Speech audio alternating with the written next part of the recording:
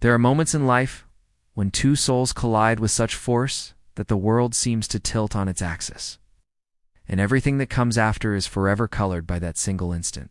For Simone Bancroft, that moment arrived on a crisp October morning when she pushed through the heavy glass doors of the Westbrook Gallery, her portfolio clutched against her chest like a shield, her heart hammering with equal parts terror and hope. The gallery was a cathedral of modern elegance, all soaring white walls and perfectly positioned spotlights that made each painting glow like a sacred relic. Simone had studied this place in textbooks, written papers about its controversial exhibitions, dreamed of walking these floors as something more than a visitor. And now, impossibly, she was here for an interview that could change everything. She was early, deliberately so, and she used the time to study the current exhibition, a series of abstract expressionist pieces that most critics had dismissed as derivative, but Simone saw something else entirely. She was so absorbed in analyzing the brushwork of a particularly striking canvas that she didn't hear the footsteps approaching behind her. Most people hate that piece. The voice was deep, cultured, tinged with amusement. They say it's trying too hard to be Jackson Pollock without understanding what made Pollock revolutionary in the first place. Simone turned and felt her breath catch. The man standing 3 feet away was tall and lean, dressed in charcoal slacks and a black sweater that probably cost more than her entire wardrobe. His dark hair was slightly longer than conventional, framing a face that was all sharp angles and intensity. But it was his eyes that held her, gray-blue and startlingly direct, studying her with the same focus she'd been giving the painting. "They're wrong," Simone said, finding her voice. "This isn't mimicking Pollock at all. Look at the layering, the way the artist built up texture before applying the drip technique. This is about archaeology, about uncovering what's beneath. Pollock was about spontaneity and action. This is deliberate excavation." Something shifted in those gray-blue eyes. Interest, sharp and sudden. "Julian Westbrook," he said, extending his hand. "And you must be Simone Bancroft. You're early." Oh, God. This wasn't some random gallery visitor. This was him. The Julian Westbrook, billionaire art dealer, the youngest person ever to curate a collection for the Museum of Modern Art. The man whose approval could launch careers or end them.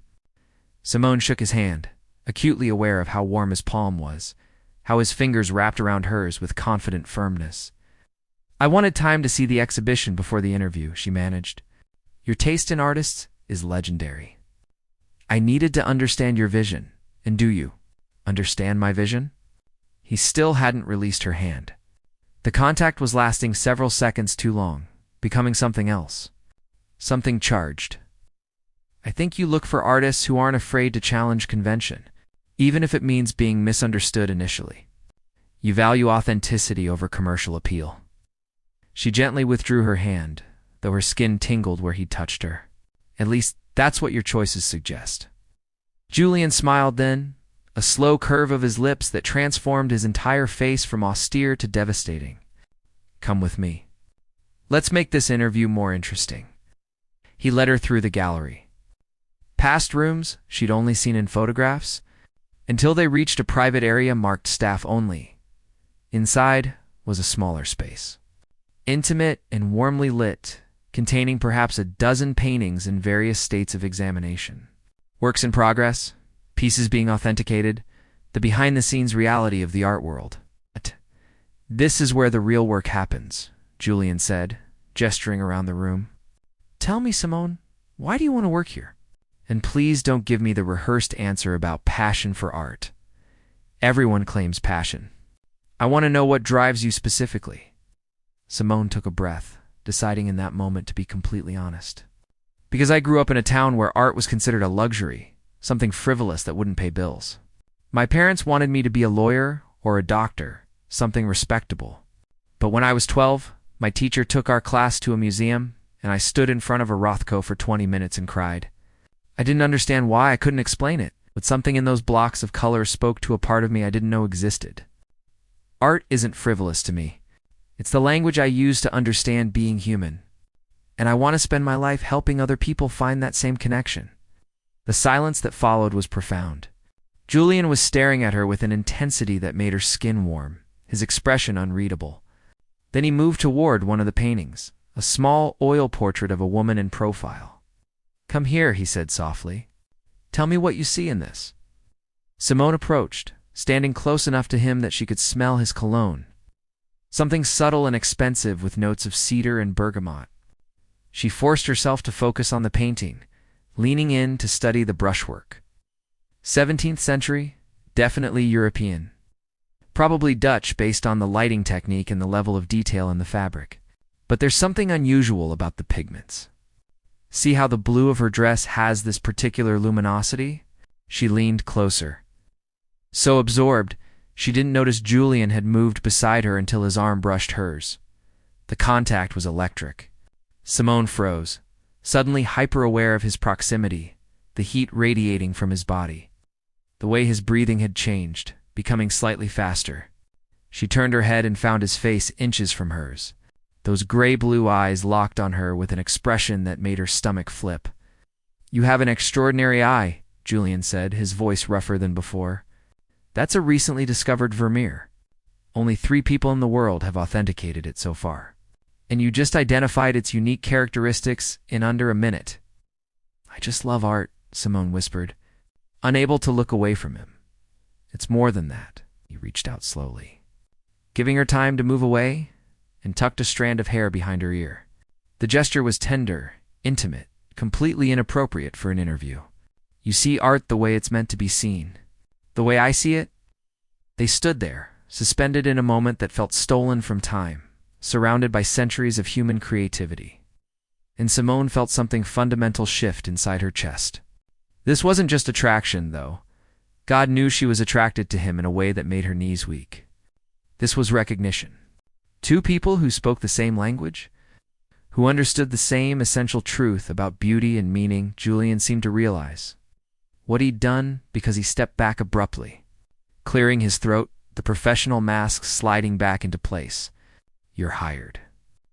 You can start Monday. We're curating a major exhibition of contemporary female artists, and I want your perspective on the selection, just like that." Simone couldn't hide her shock. "I know what I want when I see it, Miss Bancroft. And what I want is your mind, your eye. Your passion working for this gallery." The way he said it, the emphasis on certain words, suggested layers of meaning he wasn't quite saying aloud, as Simone left the gallery 15 minutes later, her head spinning with the impossibility of what had just happened. She glanced back through the glass doors. Julian was standing in the main gallery, hands in his pockets, watching her leave with an expression of such raw longing that it stole her breath. Then someone called his name, and the mask returned, consummate professional taking over once more. But Simone had seen behind it, and she knew with a certainty that thrilled and terrified her in equal measure, that working for Julian Westbrook was going to be the most dangerous, exhilarating decision of her life. Because whatever had sparked between them in that private room, surrounded by masterpieces, was its own kind of art, one that could either create something beautiful or destroy them both. The first week at Westbrook Gallery passed in a blur of catalogs, authentication documents, and late-night research sessions. Simone threw herself into the work with an intensity that surprised even her, partly because the exhibition was genuinely fascinating, and partly because staying busy kept her from thinking too much about Julian and the way his presence seemed to fill every room he entered. They worked together almost constantly, reviewing portfolios of emerging artists, debating the merits of various pieces, arguing passionately about placement and lighting and narrative flow. And with each interaction, the tension between them grew thicker. It's more impossible to ignore. Julian was different than she'd expected. Yes, he was brilliant and demanding, and sometimes infuriatingly particular about details. But he was also funny in a dry, unexpected way. He listened to her opinions with genuine respect, even when they disagreed. And he had this habit of touching the small of her back when guiding her through crowded exhibition spaces that made her entire body hum with awareness. It was Thursday evening, nearly 8 o'clock, and they were alone in the gallery, reviewing final selections for the exhibition. The space was quiet, the city lights glittering through the tall windows. casting everything in a soft, romantic glow that Simone tried very hard not to notice. What about this one? Julian held up a photograph, a striking black and white image of a woman's hands covered in clay. Tessa Moreno submitted it last week. I've been considering it, but I want your opinion. Simone studied the image, tilting her head. It's technically perfect, but it feels safe. Everything else we've chosen has an edge, something that challenges the viewer. This is beautiful, but it doesn't disturb. It doesn't make you question anything. Exactly what I thought. Julian set the photograph aside, and when he looked at her, there was approval in his eyes that made her feel warm all over. You have instincts that took me years to develop. It's remarkable. I had a good teacher, Simone said, then immediately felt stupid. I mean in school. And now here, working with you. She was babbling. She needed to stop babbling. But Julian was looking at her with that expression again, the one that made her forget how to breathe properly. Simone, he began, then stopped, running a hand through his hair in a gesture of frustration. I need to tell you something, and I need you to listen without interrupting, because if you interrupt, I might lose my nerve. Her heart started pounding. Okay, I haven't been able to stop thinking about you since the moment you walked into this gallery. The words came out rushed, almost angry, as if he resented having to say them. Every time you lean close to examine a painting, every time you get that excited look when you discover something new, every time you challenge my opinions with that fierce intelligence, I want to kiss you so badly I can barely think straight. And I know this is completely inappropriate. You work for me? There's a power dynamic that makes this ethically complicated. But I can't keep pretending I feel nothing when I feel everything. Simone stood frozen, her mind reeling. She should say something, but what? That she felt the same way? That she'd been going home every night and replaying their conversations, analyzing every look, every accidental touch. That she was equally terrified and thrilled by whatever this was between them. Before she could formulate a response, the gallery door chimed. They both turned to see a man entering, late 20s, expensive suit. The kind of casually handsome that came from good genes and better personal trainers, Julian. The man's voice was loud, jovial, completely shattering the intimate moment. Sorry I'm late. Traffic was a nightmare. Julian's expression shuddered immediately, becoming coolly professional. Derek, I wasn't expecting you until tomorrow. I was in the neighborhood. Thought I'd stop by early. Derek's eyes landed on Simone, and his smile widened with obvious appreciation. And who is this lovely creature? Simone Bancroft, my new curatorial assistant. Julian's voice had gone flat. Simone, this is Derek Ashford. He's a collector and, unfortunately, a childhood friend. Which means I can't get rid of him no matter how hard I try. Childhood friend and biggest client, Derek corrected, moving toward Simone with his hand extended. The pleasure is entirely mine, Miss Bancroft. Julian's been keeping you hidden away. That seems rather selfish of him. Simone shook his hand, immediately disliking the way Derek held on a bit too long. The way his eyes drifted down her body in obvious appraisal. I've only been here a week. Still learning the ropes? Well, if Julian's not treating you well, you just let me know. I'm always looking for someone with good taste to help me expand my collection. Derek finally released her hand but moved closer, invading her personal space in a way that felt calculated. In fact, I'm hosting a small gathering at my place this Saturday. Art enthusiasts, champagne, the usual. You should come. Both of you, of course. Simone probably has plans, Julian said tersely.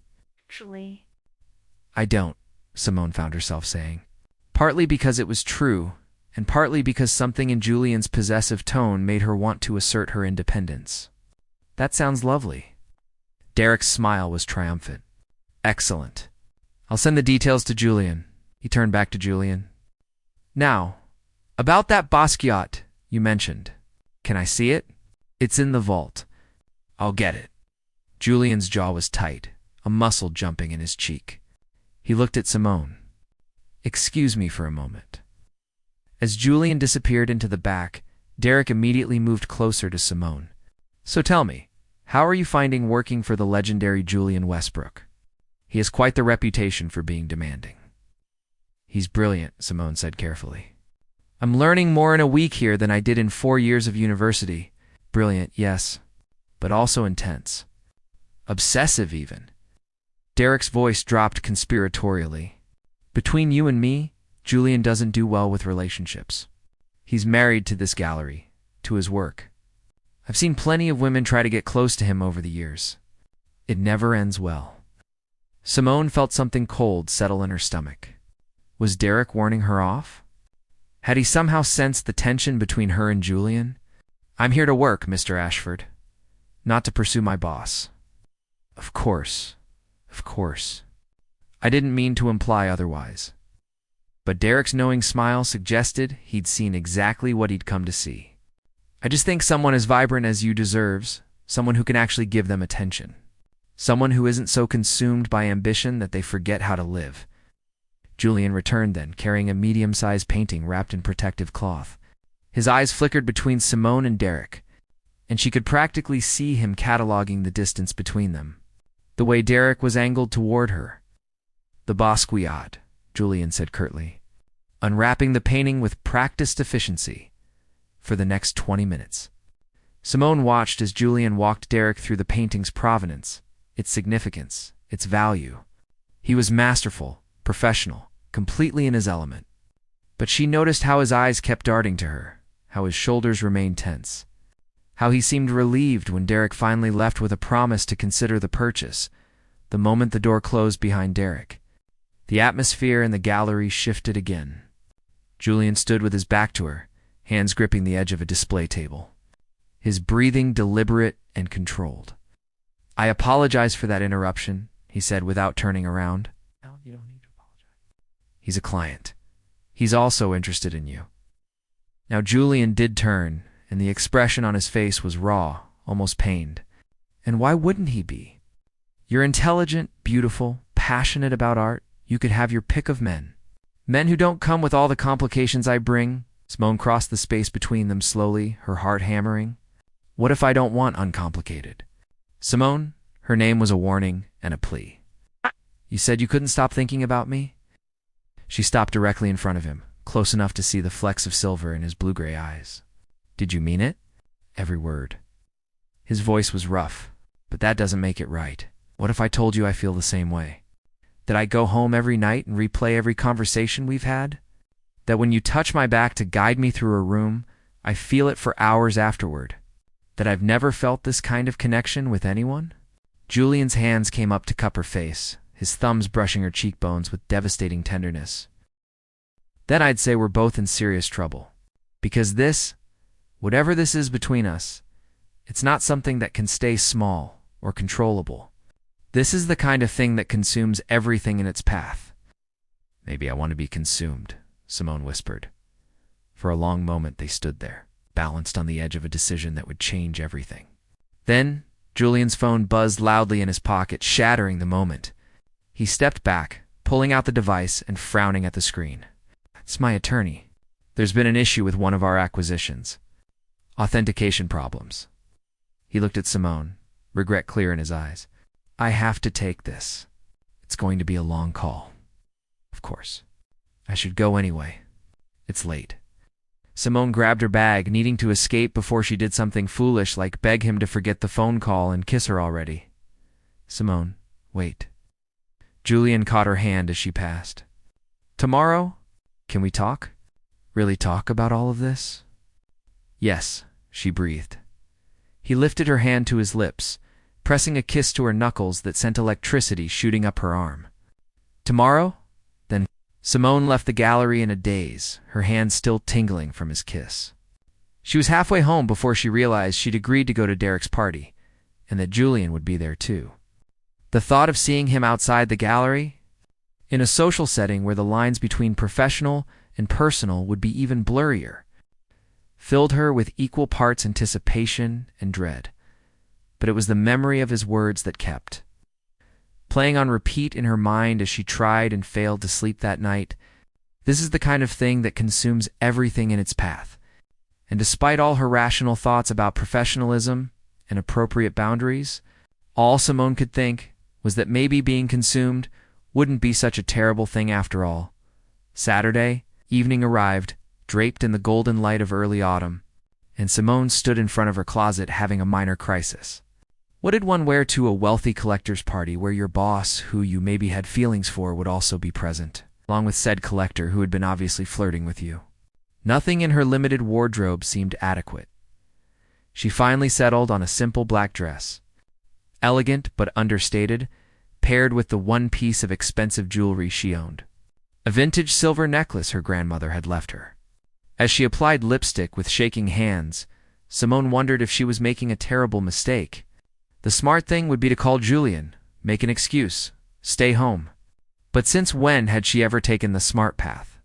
Derek's penthouse was everything she'd expected. All floor-tisseling windows, modern art, and servers circulating with champagne that probably cost more per bottle than her monthly rent. The party was already in full swing when she arrived. Perhaps 30 people scattered throughout the expansive space, their conversations a low murmur beneath classical music. She'd been there less than 5 minutes when Derek found her. "Simone, you came, and you look absolutely stunning." He pressed a glass of champagne into her hand, his fingers lingering against hers. "Come, let me introduce you to some people. There are several collectors here who would love to hear your perspective on contemporary art." For the next hour, Derek kept her close, steering her from conversation to conversation, his hand possessive on her elbow or the small of her back. He was charming, attentive, and increasingly obvious in his interest. And Simone felt absolutely nothing except a growing discomfort at his presumption. Julian hadn't arrived yet, and she found herself checking the entrance compulsively, a knot of anxiety tightening in her chest. Had he changed his mind about coming? Was he avoiding her after their conversation at the gallery? Then she saw him. He stood in the doorway, scanning the crowd, dressed in dark slacks and a crisp white shirt open at the collar. When his eyes found her across the room, the relief on his face was so evident that Simone felt her breath catch. But then his gaze shifted to Derek's hand on her waist, and his expression shuddered, going cold and distant. He made his way over slowly, stopping to greet other guests, but Simone could feel his attention on her like a physical touch, could sense the tension radiating from him, even from across the room. "Julian." Finally, Derek called out, "I was beginning to think you'd stand us up. Come, have some champagne. We were just discussing the market for emerging artists." Julian's greeting was curt. His eyes met Simone's briefly, and the intensity there made her stomach flip. "Simone, you look lovely this evening." "Thank you," she managed, her voice steadier than she felt. The next 30 minutes were exquisite torture. Julian maintained a polite distance, engaging in conversations with other guests. But Simone felt hyper-aware of his presence, the way his jaw tightened whenever Derek touched her, the way his gaze kept finding hers across the room. Finally, she excused herself from Derek's increasingly tiresome monologue about his investment strategies and slipped out onto the terrace, desperate for air and a moment of quiet. The city sprawled below, lights twinkling like earthbound stars.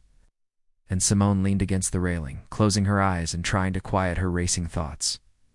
Running away?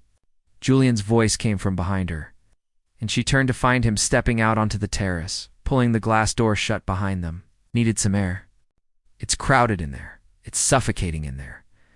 He moved to stand beside her at the railing, close, but not touching. "I'm sorry I was late. I had to handle that authentication issue I mentioned.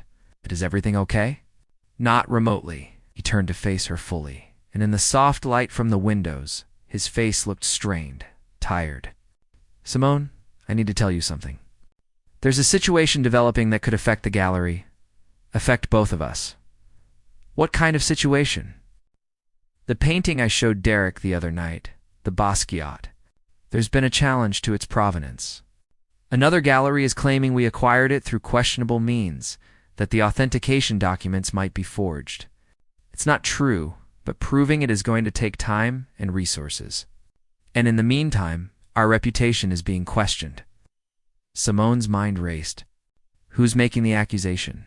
"The Morrison Gallery. They've wanted to take us down for years. This is their opening." No.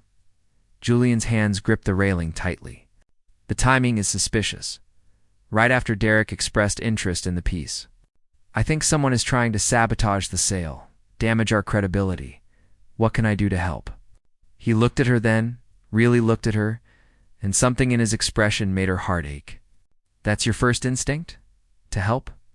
Not to distance yourself from what could become a very public scandal? Why would I distance myself? You didn't do anything wrong? You don't know that for certain? You've known me for 2 weeks, Simone.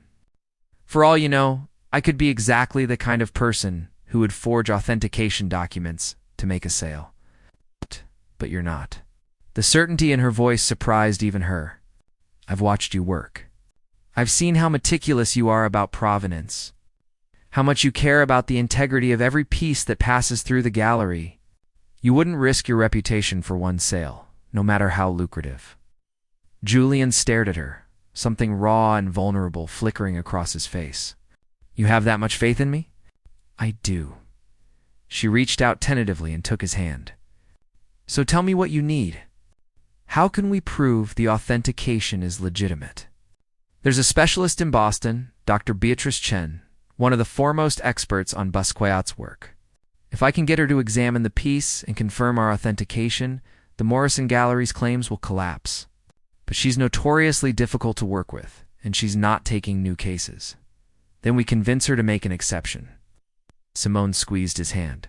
"We'll figure this out together." Julian's fingers tightened around hers. "Why are you doing this? You could walk away, find another position somewhere without all this drama." Derek made that very clear tonight with his fawning attention. "He'd hire you in a heartbeat, and you'd be working for someone far less complicated than me. I don't want to work for Derek." Simone stepped closer, closing the distance between them. "I don't want easy or uncomplicated. I want this. The work, the challenge, the passion of it all. And if I'm being completely honest, I want you to, even though that terrifies me, Simone." Her name was a breath, a prayer. Julian's free hand came up to cup her cheek. "If we do this, if we cross this line, everything changes. We'll have to be so careful. The art world loves nothing more than scandal. A relationship between us could be twisted into something ugly, used against both of us. I know the risks, and you're still standing here?" "I'm still standing here." He leaned down slowly, giving her every chance to pull away, and brushed his lips against hers in the softest, most tentative kiss. It was barely contact, just a whisper of touch, but Simone felt it everywhere. A warmth that spread through her entire body. When he pulled back, his eyes were searching hers. "I need you to be sure. Because once I really kiss you, once we do this, I won't be able to go back to pretending you're just an employee. You'll be mine, and I'll be yours. And that's not something I take lightly." "I'm sure," Simone whispered. "I've never been more sure of anything." This time when Julian kissed her, there was nothing tentative about it. His mouth claimed hers with a hunger that had been building for weeks. And Simone melted into him, her hands sliding up to tangle in his hair. The kiss was deep, searching, almost desperate in its intensity. She could feel his heart pounding against her chest, could feel the slight tremor in his hands as they pulled her closer. When they finally broke apart, both breathing hard, Julian rested his forehead against hers. "We should go back inside before Derek comes looking for you. But tomorrow, come to my apartment. We'll work on the Basquiat authentication. And we'll talk about how we navigate this, you and me, without destroying everything we're both trying to build." "Tomorrow," Simone agreed. They slipped back into the party separately, maintaining a careful distance for the rest of the evening, but everything had changed. Every glance they exchanged was loaded with meaning. Every accidental brush of hands was deliberate. And when Derek cornered her again, his flirtation now feeling inappropriate and unwelcome, Simone found the courage to be direct. "Derek, you're very kind, but I'm not interested in anything beyond a professional relationship. I hope we can still work together in that capacity." His smile faltered, then hardened. "I see. Well, I hope whatever you think you have with Julian is worth it. He's not the kind of man who does relationships, Simone. He'll use you up for your talent and then move on to the next bright young thing. I've seen it happen before." "Maybe you don't know him as well as you think you do," Simone replied coolly, then walked away. She left the party shortly after. And when she checked her phone in the taxi home, there was a message from Julian. "Thank you for believing in me. Tomorrow, 10 a.m. I'll send the address. And Simone, that kiss was worth every complication that comes with it. Simone smiled, touching her lips where she could still feel the ghost of his touch. Whatever happened with the authentication scandal, whatever challenges they faced in navigating a relationship that broke every professional rule in the book, she knew one thing with absolute certainty. She was exactly where she was meant to be, with exactly the person she was meant to be with. And that was its own kind of masterpiece, one they would create together. Brushstroke by brushstroke, moment by moment, with honesty and trust as their foundation.